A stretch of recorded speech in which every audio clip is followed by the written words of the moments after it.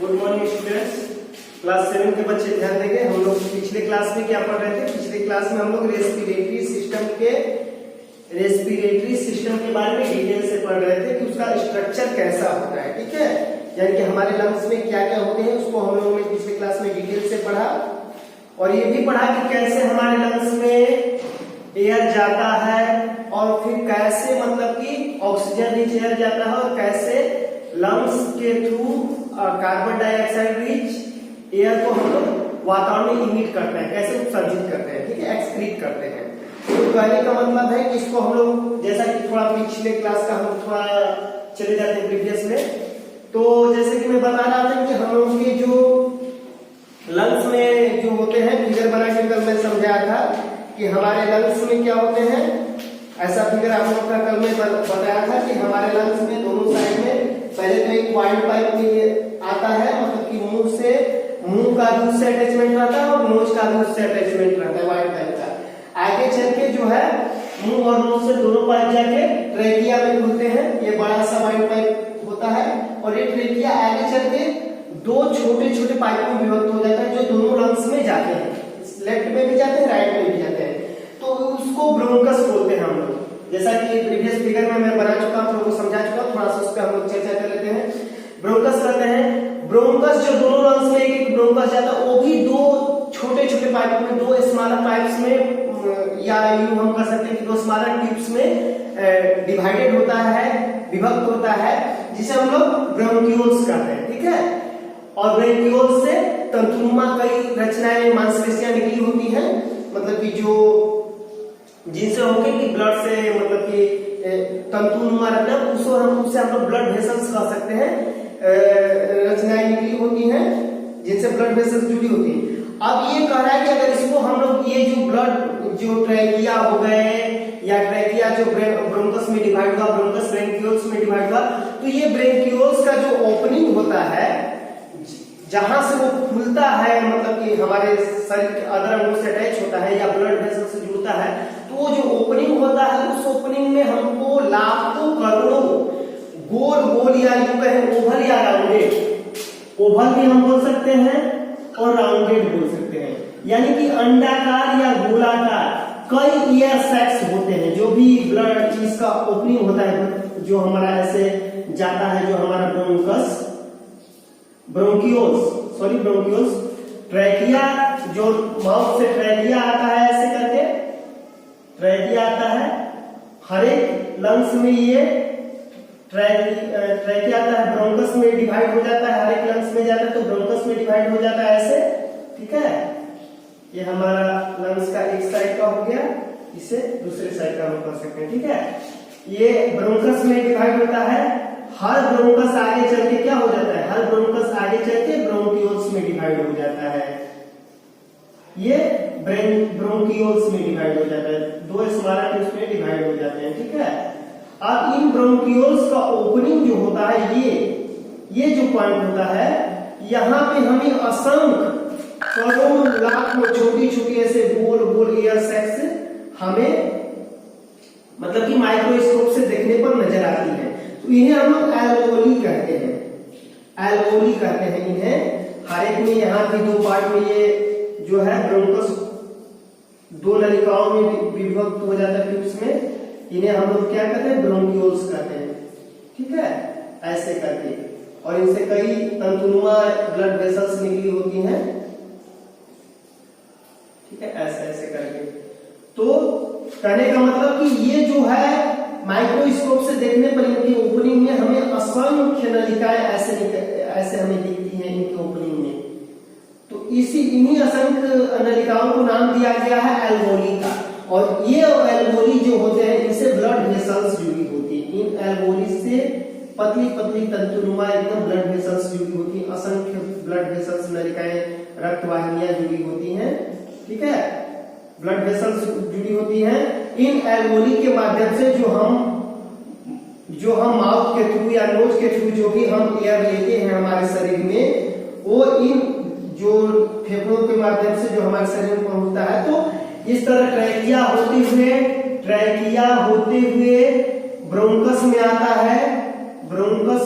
है, फिर फिर ब्रोंकस से ब्रोंकियोल्स में जाता है, ब्रोंकियोल्स, और ब्रोंकियोल्स का जो ओपनिंग होता है, ब्रोंकियोल्स के ओपनिंग पर असंख्य गोल या राउंडेड, ओवल या राउंडेड आपको एयर सैक्स मौजूद होते हैं। ओवल या राउंडेड एयर सैक्स, हवा के थैलीनुमा रचना मौजूद होती है, एयर सैक्स जिन्हें हम लोग बोल सकते हैं, ठीक है, थैलीनुमा रचना मौजूद होती है जिसमें हवा भरा होता है। इन एयर सैक्स में जो भी हवा लेते हैं वो वहां कलेक्ट होता है, और वे एयर सैक्स जुड़े होते हैं ब्लड वेसल्स से। ये एयर सैक्स ब्लड वेसल्स में खुलते हैं, इनसे ब्लड वेसल्स जुड़े होते हैं, रक्तवाहिनियां इनसे जुड़ी होती, असंख्य रक्तवाहिनियां जो भी हैं हमारे शरीर में इनसे जुड़ी होती हैं। इन रक्तवाहिनियों के माध्यम से जो भी हम एयर लेते हैं, ये एयर सैक्स हो गए, ठीक है, जो भी हम एयर लेते हैं माउथ या नोज के माध्यम से, इन रक्तवाहिनियों के माध्यम से यहाँ एयर है, इन रक्तवाहिनियों के माध्यम से हमारे शरीर की कोशिकाओं तक पहुंचते हैं। जो भी कोशिकाएं हैं, या हम बोलते हैं उन्हें स्किन कोशिकाएं, एयर सैक्स, इनमें एयर प्रेजेंट होता है, एयर प्रेजेंट होता है इन एयर सैक्स में। तो ये एयर सैक्स ब्लड वेसल्स से जुड़े होते हैं। इन ब्लड वेसल्स के माध्यम से जो हम लोग हवा लेते हैं माउथ या नोज के थ्रू, वो हमारे शरीर की सारे अंगों में पहुंचता है, सारे अंग की कोशिकाओं में पहुंचता है, और उन कोशिकाओं में जैविक प्रक्रियाएं संपन्न होने के बाद, रेस्पिरेशन संपन्न होने के बाद क्या होता है कि उन कोशिकाओं से, हर एक कोशिकाओं से कुछ वास्ट मटेरियल निकलता है जो कि कार्बन डाइऑक्साइड के रूप में फिर इन ब्लड वेसल्स के माध्यम से फिर इस एयर सैक्स में आ जाता है, और फिर इसी तरह हमारे शरीर से बाहर निकल जाता है। तो इस तरह हमारे शरीर में ऑक्सीजन रिच एयर का इनहेलिंग करना, शरीर के अंदर लेना, और कार्बन डाइऑक्साइड रिच एयर का जो कि कोशिकाओं की जैविक प्रक्रिया संपन्न करने के बाद, कोशिकाओं में रेस्पिरेशन की प्रक्रिया संपन्न करने के बाद जो कार्बन डाइऑक्साइड कोशिकाओं का उत्सर्जित होता है, फिर वो इसी एयर सैक्स में आता है, और फिर यहाँ से ये हमारा माउथ या नोज होते हुए ये निकल जाता है, ठीक है, इस तरह निकल जाता है, और इसी तरह आता भी है, ठीक है। दोनों का जो है पैसेज एकदम सेम है, ये इस तरह आता है हम लोग के शरीर में, ऐसे आता है, ठीक है, इन नलिकाओं के माध्यम से ही आता है, इन नलिकाओं के माध्यम से ही आता है, ऐसे करके, ऐसे हमारे शरीर में आया, ठीक है, आया, और फिर आया ब्लड वेसल्स के थ्रू, यहां आया ब्लड वेसल्स के थ्रू हमारे शरीर में चला गया, यहां से होकर ऑर्गेन्स में चला गया, ऑर्गेन्स में, या हम बोल सकते हैं बॉडी सेल्स में चला गया, हमारे शरीर की कोशिकाओं में चला गया, ठीक है, बॉडी सेल्स में चला जाता है, और फिर बॉडी सेल से ये ऑक्सीजन रिच एयर है, ऑक्सीजन रिच एयर से हम बोल सकते हैं, जो हमारे शरीर में ऐसे आ रहा है, oxygen rich air, oxygen rich air organs में चला गया, यानी बॉडी सेल्स में चला गया, शरीर की कोशिकाओं में चला गया, और जो कार्बन डाइऑक्साइड रिच एयर होता है, जो वो भी आपकी कोशिकाओं से, बॉडी सेल से, इन कोशिकाओं से, शरीर की कोशिकाओं से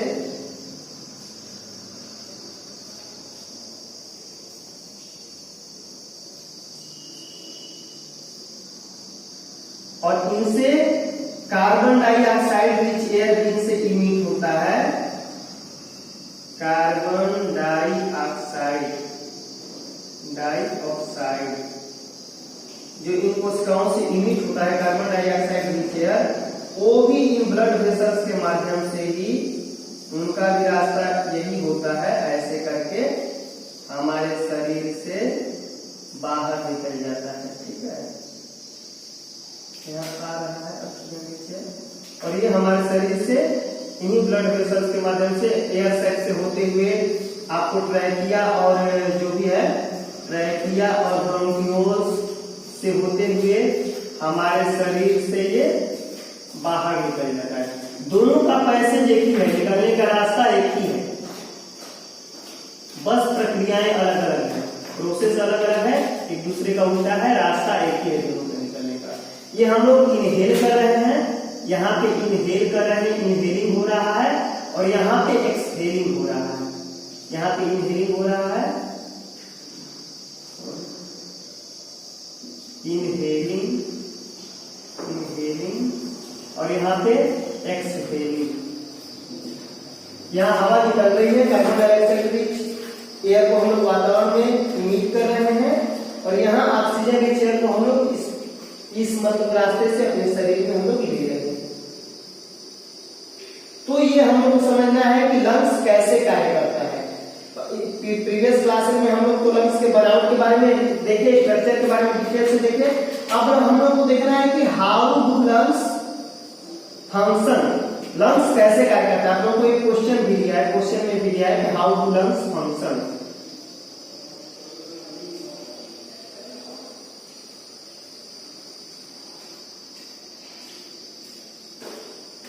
हम लोग को देखना है क्वेश्चन में कि हाउ डू लंग्स फंक्शन, ठीक है, यानी कि लंग्स के कार्य के बारे में हम लोग को देखना है, लंग्स कैसे कार्य करता है। तो ये हम लोग देखिए कि ऑक्सीजन एयर हमारे शरीर में कैसे आता है, एयर सेक्स में जाता है, जिन्हें अल्वेओली कहते हैं। हमारे ये एयर सेक्स ब्लड वेसल से जुड़े होते हैं, ब्लड वेसल्स के माध्यम से जो है ऑक्सीजन हमारे शरीर की कोशिकाओं तक पहुंच जाता है, और हमारे शरीर की कोशिकाओं में जैविक प्रक्रियाएं संपन्न होने के बाद जो कार्बन डाइऑक्साइड की एयर निकलता है, इमिट होता है, वो फिर इन्हीं ब्लड वेसल्स के माध्यम से वातावरण में इमिट हो जाता है, ठीक है, उत्सर्जित हो जाता है। ये हम लोग देख लिए। अब हम लोग देखेंगे इस प्रोसेस को हम लोग एक दूसरे मतलब कि, और जो मतलब कि ब्लड वेसल, ठीक है, इसको हम लोग देखिए। अब हम लोग देखेंगे कि जैसे कि हम लोग के लंग्स कैसे कार्य करता है, उसमें लंग्स जब कार्य करता है तो उसमें क्या चेंजिंग होता है, उसकी संरचनाओं में किस प्रकार का चेंजिंग होता है।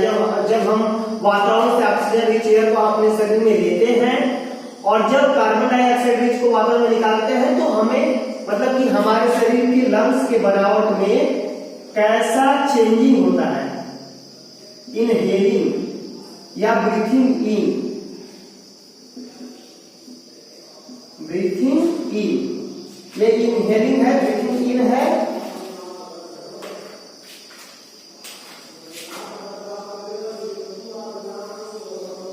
ये ब्रीथिंग इन है, और ये आपको एक्सहेलिंग है, एक्सहेलिंग यानी कि ब्रीथिंग आउट है।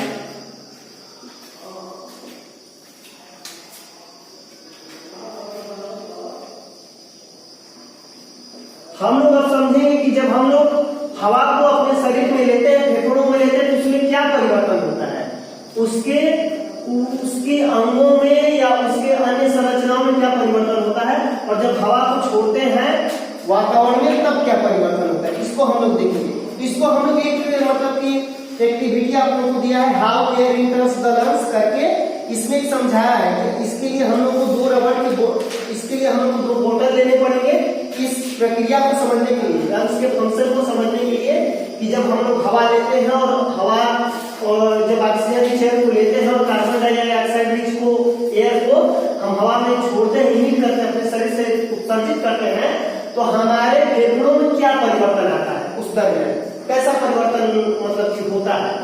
इसको देखने के लिए हम लोग 2 बोतल लेंगे। बोतल में जैसे कि यहाँ फिगर में मैंने दिखाया है कि बोतल को क्या करेंगे हम लोग कि बोतल लेंगे, बोतल के 2 बोतल लेंगे, बोतल के अंदर एक मतलब कि ट्यूब नुमा रचना से हम 2 गुब्बारे 2 बैलून दोनों साइड में लटका देंगे। जैसे कि हमारा जो है कि ये ट्रेकिया के दोनों बगल में हमारे दोनों लंग्स होते हैं, जो ट्रेकिया के 2 शाखाओं में विभक्त होकर दोनों लंग्स में खुलता है। ये हमारे दोनों लंग्स टाइप के हो गए, बैलून्स हो गए। 2 प्लास्टिक बोतल लिए, और इन प्लास्टिक बोतल की जो सिरे को एक काट से बंद कर देंगे, ठीक है, और मतलब कि थोड़ा मोड़ा उसमें से हवा आना चाहिए। और का एक मतलब ट्यूब लगा दिए हवा आने के लिए, हवा आने के लिए ये ट्यूब लगा है, अंदर ट्यूब नुमा रचना है, और इससे 2 बैलून लटके हैं, ठीक है, इससे थ्रू इन दोनों बैलून में हवा जा रही है। हवा दोनों बैलून में यहाँ पे बैंड है, इन बैलून्स में हवा जा रही है, ठीक है, हवा जा रही है, ये एयर जा रहा है ट्यूब के माध्यम से, ठीक है। और यहां हवा निकल रही है इस तरह, ठीक है। यहां भी दोनों पॉइंट से जुड़े हैं। आपको फिगर में थोड़ा त्रुटि होगा, हो सकता है, आप लोग समझना है, हम लोग को ध्यान देना है। फिगर तो अपने हिसाब से मैं बनाया हूं, लेकिन हो सकता है कुछ त्रुटियां बनने में हो जाती हैं। कहने का मतलब कि यहाँ हवा आ रहा है, एक ट्यूब से जुड़े हुए हैं दोनों गुब्बारे, जिससे कि दोनों गुब्बारों का ओपनिंग जो है उसी ट्यूब में खुल रहा है। दोनों गुब्बारों का जो ओपनिंग है इस ट्यूब में खुल रहा है, ठीक है।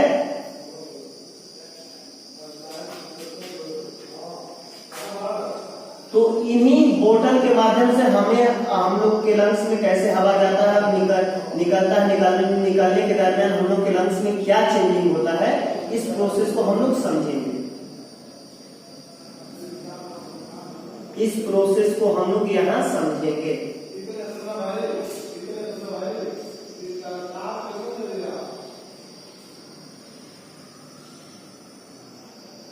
ठीक है, अब हम लोग देखते हैं, जैसे कि हम लोग जब इसके मतलब इसका जो है और इसका आखिरी सिरा जो है, इस बोतल का एक रबर सीट, आखिरी सिरे में दूसरे सिरे पर इसके एक रबर सीट लगाया गया है। वो रबर सीट एक फनल नुमा रचना है, फनल जैसी रचना है, ठीक है, शंकुआकार रचना है, फनल कोन सेपेट फनल नुमा रचना है, शंकुआकार रचना जैसी है, ठीक है। जैसा कि हम लोग उसमें पढ़े, अपने किसमें पढ़े, हम लोग पढ़े प्रीवियस क्लासेस में हम लोग जो पढ़े कि हम लोग के लंग्स के निचले भाग में मस्कुलर सिस्टम होते हैं, मांसपेशियों की चादर नुमा रचना होती है, जिसे डायग्राम कहते हैं। तो इसी तरह ये डायग्राम की बनावट को समझने के लिए एक रबर सीट सिरे पर लगा हुआ है बोतल के आखिरी छोर पर, जो कि कोन सेपेट है, शंकुआकार है। तो जब इस मतलब कि जब अगर इसको हम लोग ये आखिरी सिरा जो है फनल नुमा रचना जो है कोन सेपेट, इसको जब हम नीचे की तरफ खींचते हैं तो क्या होता है, हवा इस बोतल में इंटर होता है, कॉर्ड के माध्यम से, ट्यूब के माध्यम से हवा इस ट्यूब के माध्यम से अंदर इंटर होता है, एयर इस बोतल में इंटर होता है। और जैसे ही एयर इंटर होता है तो क्या होता है, बैलून का आकार, बैलून फूल जाता है, स्वालन हो जाता है, फूल जाता है और मतलब बड़ा हो जाता है। जैसे इसको नीचे की तरफ हम लोग खींचते हैं, जैसे इसको हम लोग नीचे की तरफ डाउनवर्ड्स की तरफ खींचते हैं, इसको डाउनवर्ड्स खींचते हैं, पुलिंग डाउनवर्ड्स, जैसे इससे नीचे की तरफ खींचा जाता है तो बाहर की हवा अंदर आती है, जिससे कि बैलून फूल जाते हैं। तो ये इनहेलिंग का प्रोसेस है, बैलून फूल जाते हैं और इसको नीचे की तरफ खींचते हैं, जिसका भी मतलब इसके भी साइज में विस्तार होता है, एक्सपेंड होता है। पहले अगर जो छोटा है तो बढ़ जाता है, इसके साइज में एक्सपेंड होता है, यहाँ पे expanded size, expand in size. नीचे की तरफ खींचते हैं तो जो फनल होता है, फनल जो होता है एक्सपेंड इन साइज, साइज में बढ़ जाता है, ठीक है। इसे हम इसके मोशन को बोल सकते हैं मूव्स डाउनवर्ड, ये नीचे की तरफ मूव कर रहा है, मूव्स डाउनवर्ड, और ये फूल जाता है। इसका शेप क्या हो जाता है, कोई चीज फूलने पर हमें कम आकार में दिखता है, अगर वही चीज अगर रिलैक्स में होता है तो थोड़ा लंबा दिखता है। तो इसी प्रोसेस को हम यहाँ एक्सेलरेशन में समझ रहे हैं कि जब इसको खींचते हैं, फनल एक्सपेंड इन साइज हो जाता है, मूव्स डाउनवर्ड, अंदर की तरफ मतलब नीचे की तरफ खींचने पर हवा इंटर होता है, दोनों बैलून खुल जाते हैं। अब एक्सहेलेशन में अगर हम देखते हैं तो क्या होता है, एक्सहेलेशन के प्रोसेस को समझने के लिए इस फनल को जो हम लोग का जो पूर्व में जो हम लोग जब जो तैयारी करते हो, जैसा हम लोग बोतल लिए थे, जो भी है उस अवस्था में रहना चाहिए इसको, जो फूलने के उपरांत जो है उसको अगर हम लोग अब उस प्रोसेस को रिवर्स करते हैं, ठीक उल्टा करते हैं, ठीक है। तो रिवर्स करते हैं तो क्या करते हैं, इसको अंदर की तरफ हम लोग दबाते हैं, अंदर की तरफ धकेलते हैं, इसको पुलिंग अपवार्ड करते हैं, यहां हम लोग पुलिंग अपवार्ड करते हैं, पुलिंग अपवार्ड, ऊपर की तरफ इसको हम लोग धकेलते हैं। ठीक है, तो ऊपर की तरफ धकेलते हैं तो क्या हो जाता है, ये साइज में छोटा भी हो जाता है, contract in size, contract in size, size में क्या होता है, छोटा हो जाता है, यानी इसको हम लोग बोल सकते हैं मूव्स अपवार्ड, मूव्स अपवार्ड। ठीक है, और क्या होता है जब इसको हम लोग ऊपर की तरफ धकेलते हैं तो ये एयर जो है, एयर इमिट्स, एयर जो है बाहर निकलती है, एयर इमिट्स, या इसको हम लोग बोल सकते हैं एग्जिट्स, हवा जो है बाहर निकलती है। ठीक है, यहाँ एयर इंटर्स हो रही, एयर एग्जिट्स होती है, एयर इमिट्स बाहर निकलती है, और जिसके चलते जो गुब्बारे खुले हैं, बैलून खुले हैं, वो उनसे हवा निकल जाती है, हवा बाहर वातावरण में चली जाती है। जो गुब्बारे उड़ते वक्त जो हमें साइज में थोड़ा छोटा दिखते थे, ये इनलार्ज हो जाते हैं, ये हमें लंबे दिखते हैं, इनलार्जेड इन साइज, साइज में थोड़ा लंबे दिखते हैं। ये शॉर्ट इन साइज, पहले से साइज में कुछ छोटे होते हैं, और ये क्या होते हैं, हवा निकलने के उपरांत इनलार्जेड इन साइज हो जाते हैं। ठीक है, इनलार्जेड इन साइज हो जाते हैं, साइज में लंबे दिखते हैं गुब्बारे। तो यही प्रोसेस है, यहां मूव्स अपवार्ड है,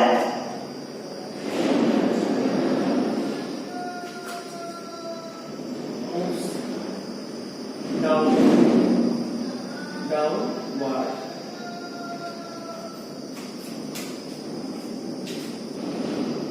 या यूं कहने से हम लोग बोल सकते हैं मूव्स अपवार्ड, अपवार्ड। अब इसे हम लोग समझते हैं लंग्स के केस में, अब इसे हम लोग फेफड़े के केस में समझते हैं। इस बैलून जो होता है हम लोग का क्या होता है, लंग्स नुमा रचना होती है, लंग्स की भी बनावट इसी तरह होती है, लंग्स शेपेड। मान लीजिए कि हमारी ये लंग्स शेपेड बैलून है, या इसी तरह का लंग्स के प्रोसेस को हम लोग समझते हैं, तो हम लोग का लंग्स भी इसी तरह का होता है। ठीक है, ट्रेकिया के दोनों तरफ ये जो इसको अगर हम लोग, ये जो हम लोग का ये जो ट्यूब है हम लोग का ट्यूब, इसे अगर हम लोग ब्रैकिया मान लें,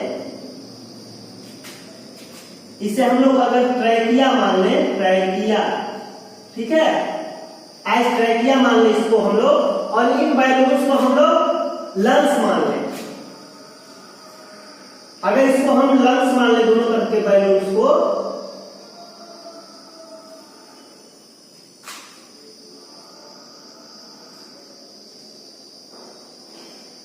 तो कहने का मतलब कि अगर इस जो हम लोग का ये रबर ट्यूब है, अगर इसे हम लोग ट्रैकिया मान लें, और इसके दोनों तरफ जो बैलून लगे हैं अगर इससे हम लोग लंग्स मान लें, एज लंग्स लिख देते हैं। ठीक है, एज लंग्स। फेफड़े की कार्यविधि को हम लोग समझने के लिए यहां समझेंगे, हम लोग उसको समझने के लिए अगर इन बैलून्स को हम लोग लंग्स मान लें और जो रबर ट्यूब है उसे ट्रैकिया मान लें, तो वही स्थिति होता है कि जब हम लोग हवा एक्सहेल करते हैं, जब हम लोग ब्रीथिंग इन करते हैं, ठीक है, ब्रीथ इन करते हैं, तो क्या होता है, हवा हमारे शरीर में इंटर होता है, जैसे ही लंग्स में, लंग्स खुल जाते हैं, और साइड में अगर नॉर्मल वे में रिलैक्स में जो जिस साइड में रहता है उससे थोड़ा साइड में छोटे हो जाते हैं, तो वो साइड में छोटे होने की गति को हम लोग मूव्स अपवार्ड्स कहते हैं।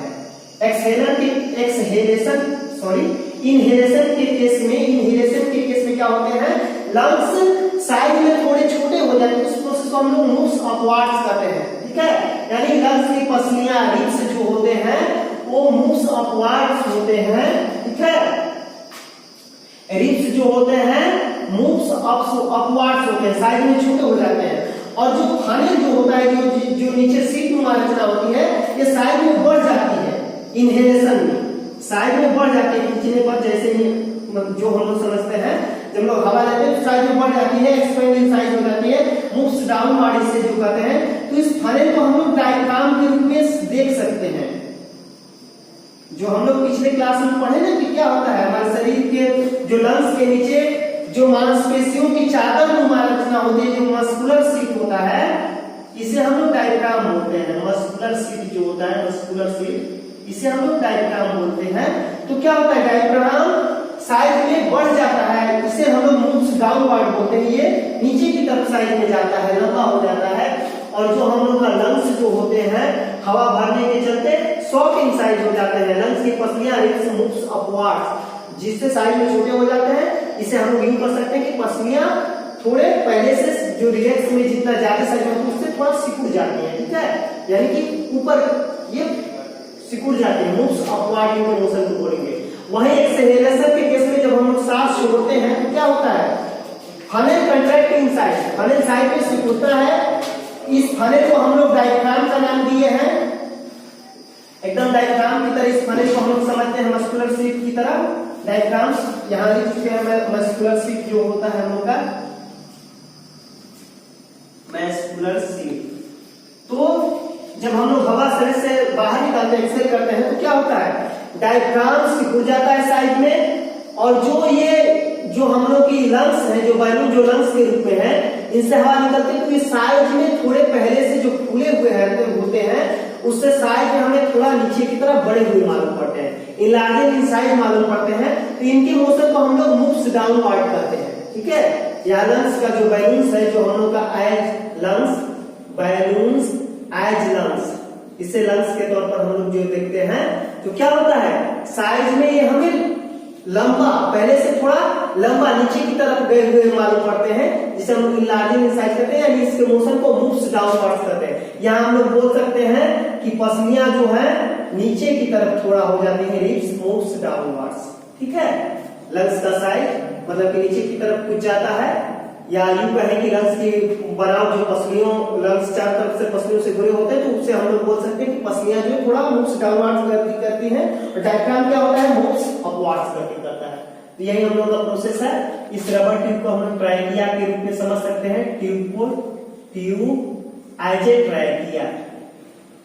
तो इस तरह हम लोग का लंग्स के प्रोसेस को हम लोग समझे, ठीक है।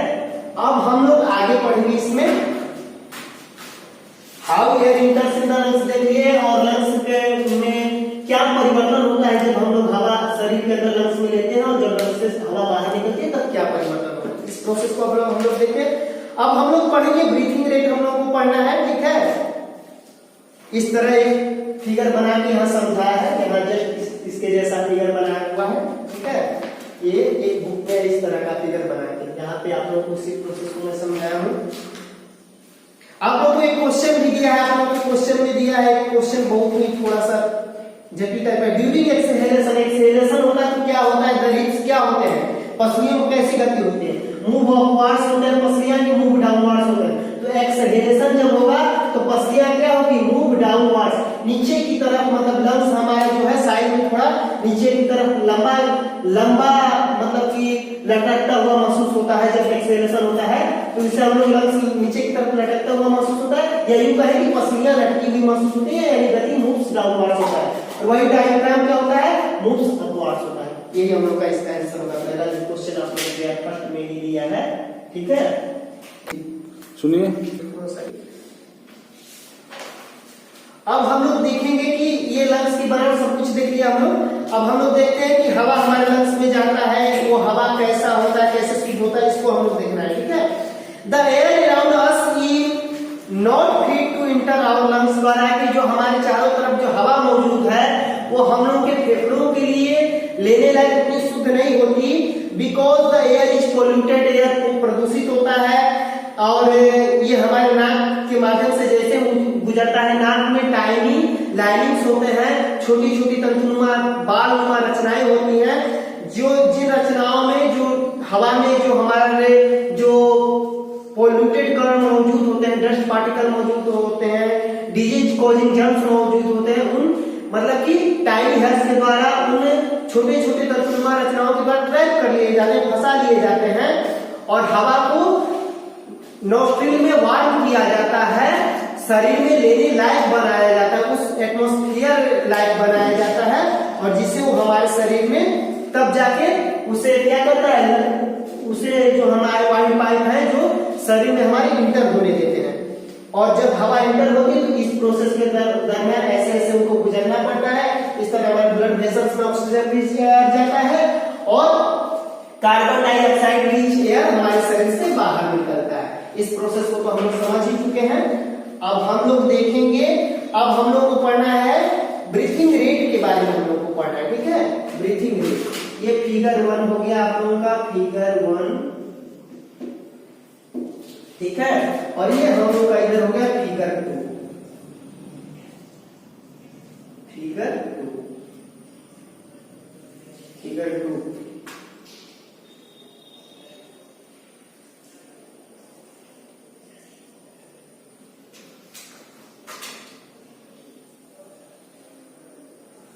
फिगर 2, ठीक है। अब हम लोग देखेंगे ब्रीथिंग रेट के बारे में। द नंबर ऑफ, ये तो समझ लिए डायग्राम क्या होता है। Similarly when we breathe in the air, जब लोग शरीर में हवा लेते हैं, the diaphragm goes down, diaphragm नीचे की तरफ जाता है, ठीक है, moves downward, goes down, increasing the space in the chest cavity, chest cavity में का आकार बढ़ता है, खुल जाता है। The air from atmosphere enters the lungs, जैसे हवा वातावरण से हमारे लंग्स प्रवेश करते हैं, they expand, वे खुल जाते हैं, चेस्ट कैविटी खुल जाता है। And when we breathe out, जब हम सांस ब्रीथ आउट करते हैं, हवा निकालते हैं सांस में, the diaphragm moves up, diaphragm क्या होता है, ऊपर की तरफ गति करता है, ठीक है। moves up, ये मस्कुलर सीट है, इस तरह जैसे किसी मस्कुलर सीट की रचना मान ली, अगर इस तरह को हम लोग को moves upward, ऊपर की तरफ जाता है, decreasing the space, ऊपर की तरफ जाता है, जो इसका स्पेस है कम हो जाता है, ठीक है, घट जाता है ये साइड में, decreasing the space in the chest cavity, और चेस्ट कैविटी में भी जो स्पेस है कम हो जाता है, क्योंकि हवा इसके अंदर जो भरी होती है वो निकलती है, ठीक है, स्पेस कम हो जाता है। जो हवा रहने से बहुत ज्यादा जगह चेस्ट कैविटी में जो हवा जो है कैप्चर की रहती है, तो उसके निकलने से वो जगह खाली हो जाता है। ये डिक्रीजिंग इनसे आकार में घट जाती है, ठीक है, हवा निकलने से इसके आकार, ये आकार में घट जाती है, ठीक है, जो फैली हुई रहती है वो सिकुड़ जाती है, आकार में घट जाती है। और क्या हो जाता है, by this air goes out of the lungs, और इस तरह से मतलब हमारे शरीर से हवा बाहर निकल जाती है। और ये हवा निकलने से क्या होती है कि हमें थोड़ा नीचे की तरफ लटकी हुई मालूम पड़ती है, ठीक है, नीचे की तरफ लटक जाती है, ठीक है, दोनों लटके हुए मालूम पड़ते हैं, ठीक है। अब हम लोग आगे देखते हैं ब्रीथिंग रेट, श्वसन दर के बारे में हम लोग पढ़ेंगे। The number of times a person breathe in minute is termed as breathing rate, यानी कि 1 मिनट में कोई व्यक्ति जितना बार सांस लेता है, श्वसन की क्रिया संपन्न करता है, इसे हम लोग ब्रीथिंग रेट कहते हैं, श्वसन दर कहते हैं। During breathing inhalation and exhalation take place alternately, यानी कि ब्रीथिंग के दौरान क्या होता है, हमारे शरीर में हवा का लेना, ऑक्सीजन रिच एयर का लेना और कार्बन डाइऑक्साइड रिच का बाहर निकलना अल्टरनेटली एक के बाद एक होते रहता है। हवा लेते हैं, हवा बाहर निकालते हैं, शरीर में हवा लेते हैं, हवा बाहर निकालते हैं, अल्टरनेटली होते रहता है लगातार। A breath means 1 inhalation and 1 exhalation combinedly. एक श्वसन का मतलब है कि एक बार अपने शरीर में सांस को अंदर लेना और सांस बाहर निकालना, एक बार सांस अंदर लेने और बाहर निकालने की इस प्रक्रिया को हम लोग क्या करते हैं, ब्रीथ करते हैं, एक श्वसन करते हैं, एक बार सांस में हवा लिए और एक बार बाहर निकाले। When a person is running, जब breathing rate is different in performing different activity, विभिन्न तरह की क्रियाविधियों में ब्रीथिंग श्वसन दर अलग अलग तरह की हो जाती है, जिस तरह की क्रियाविधि हम संपन्न करते हैं। जैसे कि when a person is running, जब कोई व्यक्ति दौड़ रहा होता है, then he moves more oxygen to release more energy fastly, तो उसे बहुत ज्यादा ऑक्सीजन की आवश्यकता होती है शरीर की कोशिकाओं में ऊर्जा प्रवाह के लिए, क्योंकि जब हम लोग दौड़ रहे होते हैं तो हमारे शरीर की कोशिकाओं को ज्यादा ऊर्जा की आवश्यकता होती है, तो उस दरमियान शरीर की कोशिकाओं को ज्यादा ऊर्जा, हमारे शरीर की कोशिकाओं में ज्यादा ऊर्जा प्रवाह के लिए ज्यादा ऑक्सीजन की आवश्यकता होती है, क्योंकि शरीर की कोशिकाओं में ऊर्जा जाएगा तभी, शरीर की कोशिकाओं में ऑक्सीजन जाएगा तभी रेस्पिरेशन होगा, तभी उनके अंदर ऊर्जा, मतलब कि उन्हें ऊर्जा ऊर्जा मिल पाएगी? रेस्पिरेशन कोशिकाओं में होगा तभी ना ऊर्जा उनको मिल पाएगी, क्योंकि हमारे शरीर की कोशिकाओं को ऊर्जा प्राप्त करने का जो प्रोसेस है वो रेस्पिरेशन है। रेस्पिरेशन में शरीर की कोशिकाओं में ऑक्सीजन की उपस्थिति में रेस्पिरेशन की प्रक्रिया होती है, जिससे उन्हें ऊर्जा मिलती है। ठीक है,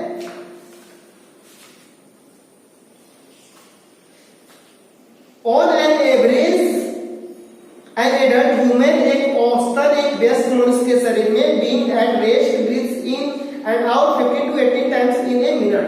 करा कि औसतन एक व्यस्क मनुष्य के शरीर में, ठीक है, जब वो आराम की मुद्रा में होता है तो 15 से 18 बार ब्रीथिंग होता है। ठीक है, श्वसन होता है। ड्यूरिंग हैवी एक्सरसाइज के दौरान और running the breathing rate can increase up to 25 times per minute.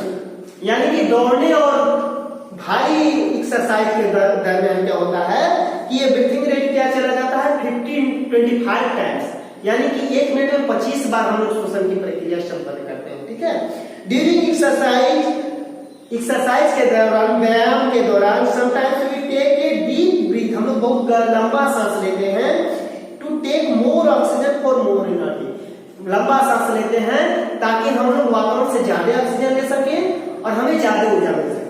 Oxygen जो लेंगे कोशिकाओं में जाएगा और कोशिकाओं में जाएगा तो रेस्पिरेशन की प्रक्रिया संपन्न होगी, जिससे कोशिकाओं में ऊर्जा मतलब उत्पन्न होगी। ठीक है, ऊर्जा मुक्त होगी कोशिकाओं में।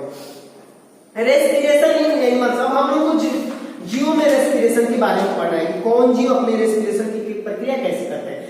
ऐसे तो अभी तो हम लोग डिटेल में ह्यूमन के बारे में, ह्यूमन रेस्पिरेटरी सिस्टम के बारे में डिटेल से पढ़े। अब हम लोग अदर एनिमल्स के रेस्पिरेटरी सिस्टम के बारे में पढ़ेंगे, दूसरे सारे जीवों के रेस्पिरेटरी सिस्टम के बारे में पढ़ेंगे कि कैसे दूसरे सारे जीव श्वसन करते हैं। ठीक है, यहाँ इसको डिवाइड हम लोग कर दे तो बेटर रहेगा हम लोग के लिए। ठीक है,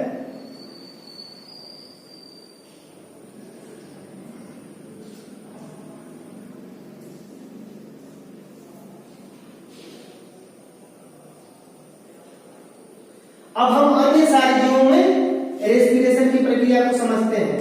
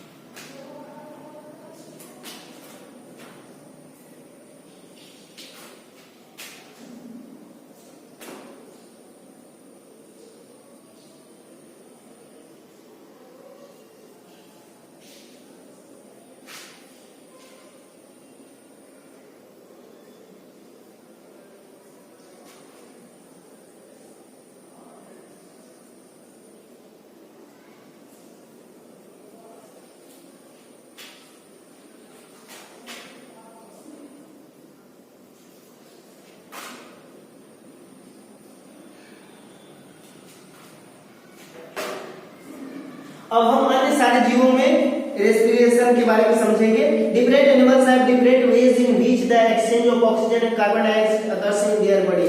कहा कि विभिन्न जीवों में विभिन्न तरह के अंग होते हैं जिनके माध्यम से उनके शरीर में ऑक्सीजन और कार्बन डाइऑक्साइड का आदान प्रदान होते रहता है थ्रू एयर होल्स। कुछ जीवों में एयर होल्स के माध्यम से होता है, वायु छिद्रों के माध्यम से होता है। वैसे जीव आपको हो गए insects such as cockroaches, grasshoppers have openings called spiracles on their sides. यानी कहने का मतलब कि जैसे कॉकरोच हो गए, तिल चट्टा हो गया, ग्रासहोपर टिड्डे हो गए, उनके शरीर पे, उनके बॉडी के किनारे की तरफ, शरीर के दोनों तरफ, दोनों साइड्स पे क्या होते हैं कि एक छिद्र नुमा रचना होती है उनके शरीर के दोनों किनारों के तरफ एंड दोनों साइड्स में, दोनों बगलों में छिद्र नुमा रचना होती है जिन्हें स्पाइरकल्स कहते हैं, जिनके माध्यम से air enters through these openings and reaches all parts of the body through respiratory tubes called trachea. यानी कि इन स्पाइरकल्स के माध्यम से ही उनके शरीर में हवा पहुंचता है और ये स्पाइरेकल्स में आगे चल के स्पाइरेकल्स ट्रेकिया में होते हैं जिनसे होकर ये इनके शरीर के सारे भागों में पहुंचता है और ट्रेकिया जो आगे चल के ट्रेक्यूल्स में विभक्त होती हैं। ठीक है, ह्यूमन मानव के केस में तो ट्रेकिया आगे चल के हो जाता है विभक्त, ब्रोंकस में हो जाता है, ब्रोंक्यूल्स में हो जाता है। इनके शरीर में ट्रेकिया जो है आगे चल के ट्रेक्यूल्स विभक्त होता है और जिनसे ट्रेक्यूल्स से होकर ये इनके शरीर की सारी कोशिकाओं पहुंचता है। अब हम लोग देखेंगे इस तरह कॉकरोच के केस में ये ट्रैकियल सिस्टम का नाम दिया गया है उनके श्वसन तंत्र को। ठीक है, ये कॉकरोच का यह फिगर बना हम लोग के बुक में। अब है थ्रू स्किन और सेल मेम्ब्रेन। किन जीवों में मतलब कि किन जीवों में त्वचा के माध्यम से या यूं कहें सेल मेम्ब्रेन को इसका झिल्ली के माध्यम से शोषण होता है। तो ऐसे जीवों में हम लोग देखते हैं यूनिसेलुलर एनिमल्स एक कोशिकीय जीव जैसे कि अमीबास and paramecium exchange of gases occurs by diffusion through the cell membrane। एक कोशिकीय जीव जैसे कि अमीबा और पैरामीशियम में गैसों का मिश्रण यानी कि ऑक्सीजन और कार्बन डाइऑक्साइड का आदान प्रदान जो है सेल मेम्ब्रेन के माध्यम से होता है, थ्रू द सेल मेम्ब्रेन, कोशिका झिल्ली के माध्यम से होता है। ये चूंकि एक कोशिकीय जीव होते हैं, इनके शरीर की बनावट एक कोशिकाओं से ही होती है और इन कोशिकाओं के बाहर एक तंतुनुमा झिल्लीनुमा रचना होती है जो कि पारदर्शी भी होती है। ठीक है, ट्रांसपेरेंट होती है। तो उसी झिल्ली के माध्यम से गैसों का आदान प्रदान होता है। In hydra and earthworm, hydra और केचुए में अर्थवर्म जिसे हम लोग बोलते हैं, केचुआ बोलते हैं, exchange of gases take place by diffusion. Hydra और diffusion through the moist outer surface.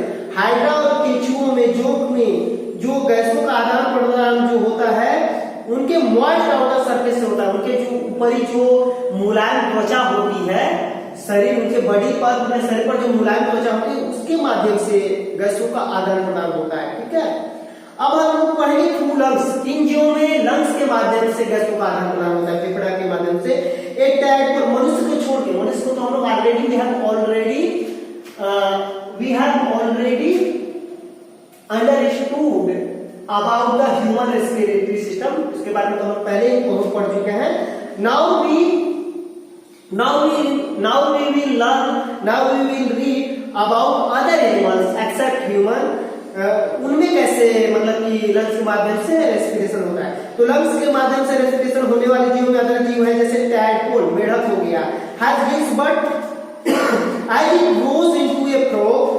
Tadpole में गिल होता है, गिल्स के माध्यम से श्वसन होता है, लेकिन जैसे फ्रॉग में, मेढक में विकसित हो जाता है, ठीक है, एक छोटा tadpole, it develops air bags. तो इसके शरीर में एयर बैग्स डेवलप हो जाते हैं, हवा की थैलियां डेवलप हो जाते हैं, cards lungs for gaseous exchange, जो कि लंग्स कहे जाते हैं, जो कि गैसों के विनिमय के लिए, आदान प्रदान के लिए उत्तरदायी होते हैं। Birds and mammals also have highly developed lungs. कहने का मतलब कि पक्षियों में और अन्य स्तनधारियों में भी एक उच्च विकसित फेफड़े होते हैं, लंग्स होते हैं, where gases exchanges takes place, जहां की गैसों, जिसके थ्रू गैसों का आदान प्रदान उनके शरीर में होते रहता है। ठीक है, अब हम लोग पढ़ेंगे थ्रू गिल्स। किन जीवों में गिल्स के माध्यम से श्वसन होता है।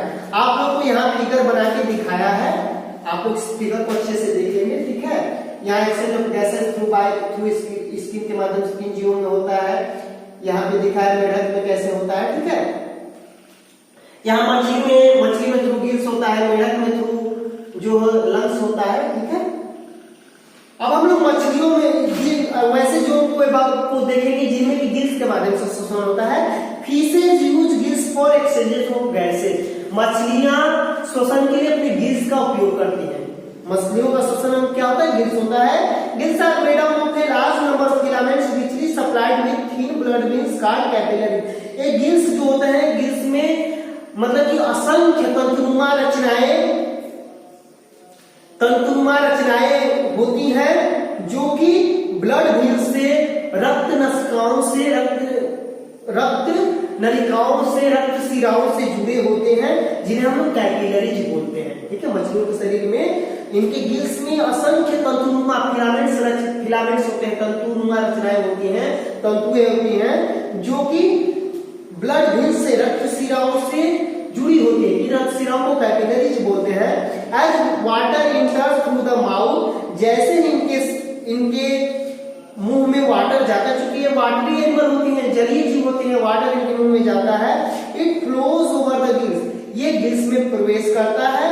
The blood in the capillaries absorb oxygen, और जो गिल्स में प्रवेश करता है और गिल्स में जो फिलामेंट्स होते हैं, जो ब्लड वेन्स से जुड़े होते हैं, क्या करते हैं, वो ब्लड वेन्स जो होती हैं, जिनको हम कैपिलरीज का नाम देते हैं, वो कैपिलरीज क्या करती हैं कि इन वाटर में जो ऑक्सीजन मौजूद होता है उन्हें एब्जॉर्ब कर लेती है and gives off carbon dioxide, और ऑक्सीजन एब्जॉर्ब कर लेती है और कोशिकाओं से जो कार्बन डाइऑक्साइड मुक्त होते हुए रहता है। क्योंकि ये ब्लड वेन्स होती हैं, मानव के केस में भी, ह्यूमन के केस में देखें कि हम लोग के ब्लड वेसल्स में ऑक्सीजन रिच एयर को ब्लड वेसल्स लेती हैं और कार्बन डाइऑक्साइड रिच एयर को जो कोशिकाओं में जैविक प्रक्रिया संपन्न होने के बाद जो इन ब्लड वेसल्स में वो भी मौजूद होता है, इन्हें ऑक्सीजन रिच एयर को लेती हैं और कार्बन डाइऑक्साइड रिच एयर को छोड़, ठीक है, या यूं कहें कि ऑक्सीजन रिच एयर को लेकर कोशिकाओं तक पहुंचाती हैं और कोशिकाएं जैविक प्रक्रिया कोशिकाओं में संपन्न होती है, उनके ऊपर जो कार्बन डाइऑक्साइड रिच एयर उनसे निकलता है, इमिट होता है, एक्सक्रीट होता है,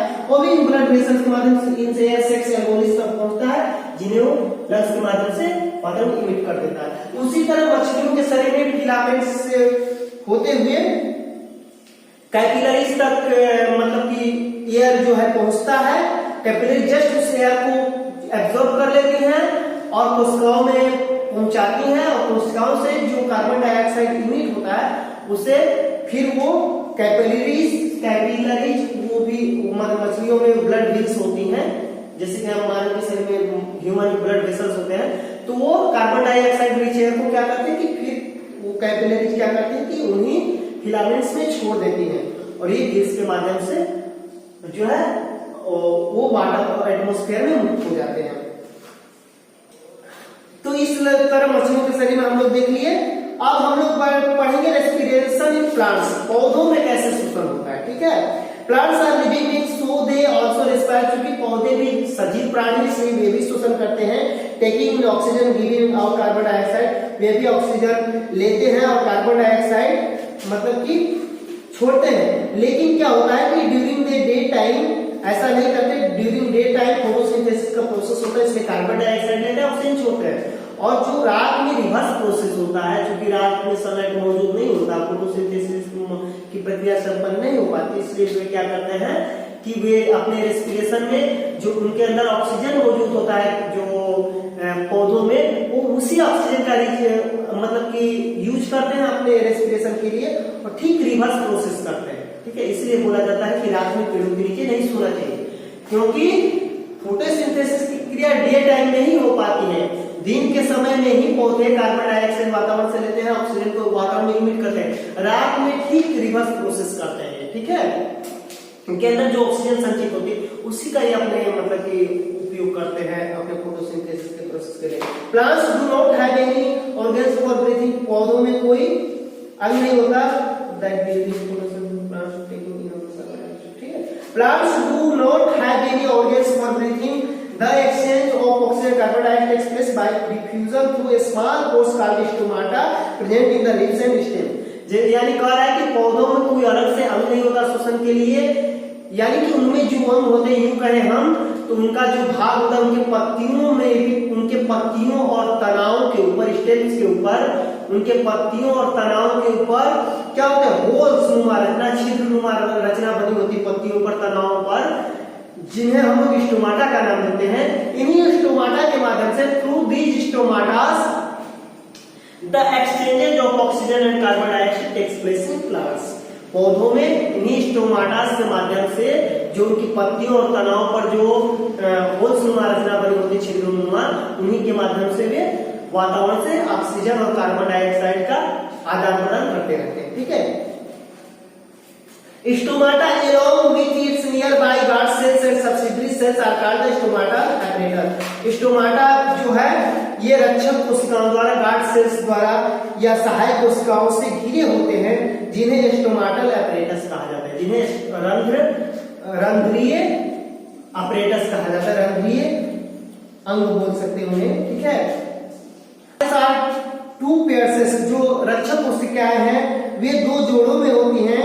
the openings between them is due stomata, जो रक्षक कोशिकाएं होती है, दो जोड़े होते हैं ठीक मानव के मतलब कि लंग्स की तरह, और वो क्या करती हैं, बिटवीन देम इज ड्यू, और उनमें जो है उनमें वे एक दूसरे से स्टोमाटा के थ्रू ही जुड़ी होती हैं, जैसे कि स्टोमाटा से ही दो भागों में दोनों तरफ लटकी हुई होती हैं, दोनों तरफ अवस्थित होती हैं। The expansion and shrinking of guard cells which occurs due to the supply of moisture and light, और इन गार्ड सेल्स का सिकुड़ना और फैलना which occurs due to the supply of moisture, ये वातावरण की नमी और प्रकाश की उपस्थिति के चलते गार्ड सेल का फैलना और सिकुड़ना होता है। ठीक एकदम स्टोमाटा जो जैसे कि रचना से हम लोग ट्रैकियानुमा रचना से दोनों तरफ डोलक्स जुड़े होते हैं, इसी तरह गार्ड सेल पौधों में गार्ड सेल्स जो है, पौधों में गार्ड सेल्स स्टोमाटा के दोनों तरफ दो गार्ड सेल्स होते हैं, वो वातावरण की मॉइस्चर और लाइट को पाकर क्या होते हैं, मतलब कि सिकुड़ते हैं और फैलते हैं। ठीक है, नेक्स्ट हम लोग देखते हैं results in opening and closing of stomata, यानी कि स्टोमाटा जैसे खुलते हैं और बंद होते हैं, तो जैसे कि हम लोग का जो बैलून देखे या लंग्स के केस में देखे, इस तरह जो गार्ड सेल्स होते हैं प्लांट्स में, इनकी जगह पर गार्ड सेल्स होते हैं, प्लांट्स में गार्ड सेल्स इनकी जगह पर होते हैं। ठीक है, और ये स्टोमाटास होते हैं, रंध्र होते हैं। प्लांट्स के केस में हम लोग बोल सकते हैं, इन्हें स्टोमाटास बोल सकते हैं, स्टोमाटास। ठीक है, स्टोमाटा होते हैं, इन दो गार्ड सेल्स होते हैं, ऐसे यूं कहें हम, इनका ओपनिंग दो गार्ड सेल्स कह सकते हैं हम लोग। ठीक है, दो गार्ड सेल्स जो वातावरण की मॉइस्चर और नमी को पाकर जो है क्या करते हैं, वातावरण की नमी, और ये ब्रांच कह सकते हैं, ये पौधों का मान लीजिए कि ब्रांच है, पौधों के ब्रांच हो गए, पौधों का ब्रांच हो गए, या पत्तियां ही यूं कहें हम लोग मान लीजिए कि ये पत्ती है किसी पौधे का।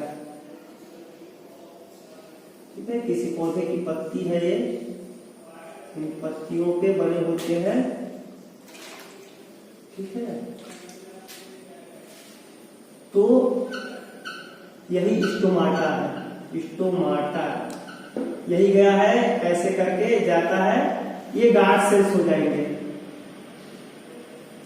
इन्हें हम गार्ड सेल्स कर सकते हैं। लंग्स एकदम लंग्स जैसे इनको समझ सकते हैं हम लोग, गार्ड सेल्स।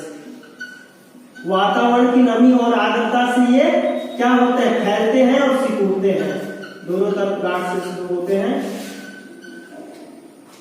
स्टोमाटा के खुलने और बंद होने से फैलते हैं, सिकुड़ते हैं, और ऐसे पौधों में गैसों का आदान प्रदान होते रहता है, एक्सचेंजिंग होते रहता है। ठीक है, स्टोमाटा कई स्टोमाटा जैसे हो सकते हैं पत्तियों के छिद्रों पर। ठीक है, ऐसे कई स्टोमाटा हो सकते हैं। The rate of exchange of gases in plants is much slower than in animals। कह रहा है कि पौधों में है जो गैसों के आदान प्रदान की गति, जो विनिमय की गति होती है, जंतु के अपेक्षा बहुत स्लो होती है, बहुत कम होती है। Plant respiratory system, respiratory organ बोल सकते हैं सिस्टम। ठीक है, अब हम लोग पढ़ेंगे एनाएरोबिक रेस्पिरेशन इन प्लांट।